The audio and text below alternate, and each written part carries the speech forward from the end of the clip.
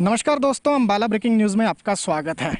कल अंबाला की धरती को एक बड़ी सौगात मिलने जा रही है और 5 राफेल विमान जो हैं कल अंबाला एयरबेस पर लैंड करेंगे। इन राफेल विमानों के लिए अंबाला एयरबेस का चुनाव क्यों किया गया और अंबाला में पूर्व सैनिक इस राफेल की तैनाती को लेकर क्या कुछ सोचते हैं, उस पर बातचीत के लिए खुद इंडियन आर्मी से रिटायर्ड सूबेदार मेजर अतर सिंह मुल्तानी जी हमारे साथ हैं। उनसे बातचीत कर लेते हैं। सर, राफेल अंबाला आ रहे हैं, सबसे पहले किस तरह देखते हैं इस उपलब्धि को? सबसे बड़ी बात यह है कि हमारे लिए बहुत ही ये गौरव की बात है कि हरियाणा और वो भी अंबाला की धरती के ऊपर जो राइफल आ रहे हैं, हमारे लिए बहुत गौरव की बात है। ये अकेला मेरे लिए नहीं है, ये अंबाला वासियों के लिए बहुत बड़ी गौरव की बात है। और ये एक यहाँ एयरफोर्स की 4 गुना ताकत बढ़ेगी और मैं ये दावे से कहता हूँ ये एयरफोर्स की नहीं, पूरे हिंदुस्तान की 4 गुना ताकत बढ़ेगी और हिंदुस्तान का ये जो सीना है वो गौरव से चौड़ा हो जाएगा। और ये मैं कहता हूँ, जो कहता ना मेरी 56 इंच की छाती है, मैं कहता हूँ ये 56 इंच की छाती जो है और भी बढ़कर ज़्यादा नज़र आएगी। पाकिस्तान और चाइना को जवाब देने के लिए आ गया है राफेल। पाकिस्तान और चाइना इसके आगे है फेल, तो दोनों इसके आगे फेल हो जाएंगे। और ऐसा जो लड़ाकू विमान हमें मिलने जा रहा है, हिंदुस्तान की आन बान और शान को 4 चांद लगाने के लिए काफ़ी है। तो सुन सकते हैं आप कि शब्दों से ही जोश जो है वो झलक रहा है। एयरफोर्स से रिटायर्ड कर्मचारी भी हमारे साथ हैं। सर, देश भर में सिर्फ अंबाला को चुना गया, क्या महत्व है अंबाला का? अंबाला एक फॉरवर्ड बेस है जिसका कि सीधा यहाँ से उड़ने के बाद बॉर्डर 200 से 400 किलोमीटर दूर रह जाते हैं। जैसे पाकिस्तान का बॉर्डर 200-300 किलोमीटर के अंदर आ जाता है और चाइना का बॉर्डर 400-450 किलोमीटर के अंदर आ जाता है। और इस राफेल एयरक्राफ्ट की जो खासियत है, पहले तो राफेल का मतलब है तूफ़ान, फ्रेंच भाषा में इसको तूफ़ान बोलते हैं। इसको स्पीड जो है 2130 किलोमीटर पर आवर है। दूसरा, इसकी जो मार्क क्षमता है 3700 किलोमीटर है, जो कि पाकिस्तान के 4 चक्कर लगाकर भी ये 4 बार वापस आ सकता है। और ये 60,000 किलोमीटर की ऊंचाई तक उड़ने के बाद 55,000 से स्टीक निशाना लगा सकता है। इसके अंदर लेज़र गाइडेड मिसाइल भी लगी हुई हैं। उसके बाद मारक क्षमता इसकी बहुत है। और इसके अंदर जो फ्यूल की कैपेसिटी है, इसके कुल वज़न 10 टन है इसका अपना एयरक्राफ्ट का, और 2.5 गुना ज़्यादा लगेज कैरी कर सकता है, मीन्स असला वगैरह ले जा सकता है। और 17,000 जो किलो फ्यूल है वो भी इसके ऊपर लोड किया जा सकता है। तो सुना आपने कि किस तरह से राफेल जो है वो आधुनिक जो तकनीक है उससे लैस है। कुछ और एयरफोर्स से रिटायर्ड कर्मचारी यहाँ पर मौजूद हैं। सर, राफेल के लिए अंबाला को चुना गया, अंबाला के लिए बहुत गौरव की बात है। किस तरह देखते हैं इस पूरे जो चुनाव किया गया है अंबाला का? आने वाले समय में जिस तरह चाइना आंखें दिखा रहा है, पाकिस्तान लगातार सीज़ फायर का उल्लंघन करता है, तो अगर भविष्य में ऐसी कोई बात होगी, इन दोनों देशों को सोचना पड़ेगा 1000 बार पहले। एक्चुअली ये जो एयरक्राफ्ट है ये इससे पहले 2 देशों के पास ही है, ठीक है। और मतलब तीसरा जो देश है वो हम ही से प्राप्त करने जा रहे हैं। इस जहाज़ की सबसे बड़ी खूबी ये है कि जो एयरफोर्स के पास पिछले 30-40 साल से एक जो कमी थी, एक तो इस कमी को दूर करेगा।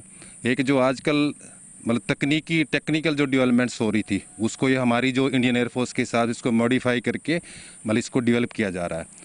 और सबसे बड़ी खुशकिस्मती की बात यह है कि 27 जुलाई 1979 को जैगवार की जो पहली खेप अंबाला में पहुंची थी, और ये पहुंचनी तो 27 को ही थी, लेकिन किसी कारणवश 29 को आ रही है। और ग्रुप कैप्टन हरकीरत सिंह जो है, जिन्होंने कारगिल के युद्ध में बहुत अच्छा हिस्सा लिया, वो इसके पहला राफेल एयरक्राफ्ट को अंबाला बेस पे लैंड करने जा रहे हैं। इस जहाज़ की जो खूबियाँ मेरे मित्र शायद खुशवीर सिंह दत्त ने बताई हैं। कुछ इसकी खूबी एक और है कि ये 75% हर वक्त ऑपरेशनल है, यानी कि इसको तैयारी के लिए सिर्फ 25% टाइम चाहिए और जहाज़ों की बजाय। और ये न्यूक्लियर वेपन को भी ले जा सकता है ना।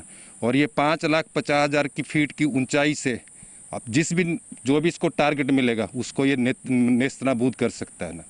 और इस जहाज़ की हमें कई सालों से अपनी भारतीय वायुसेना को कोई जहाज़ नहीं मिले थे और काफ़ी समय से डिमांड चल रही थी।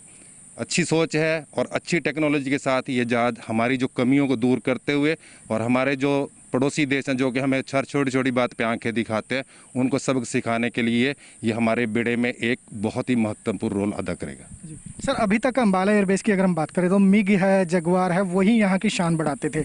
अब राफेल भी शामिल हो रहा है। अगर हम पिछले एक स्ट्राइक की बात करें, एयर स्ट्राइक की थी, अभिनंदन ने मिग से जो है वो पाकिस्तान के F-16 को मार गिराया था। अब राफेल भारत के हाथ में है, तो किस तरह पाकिस्तान के लिए मुसीबत बढ़ गई है?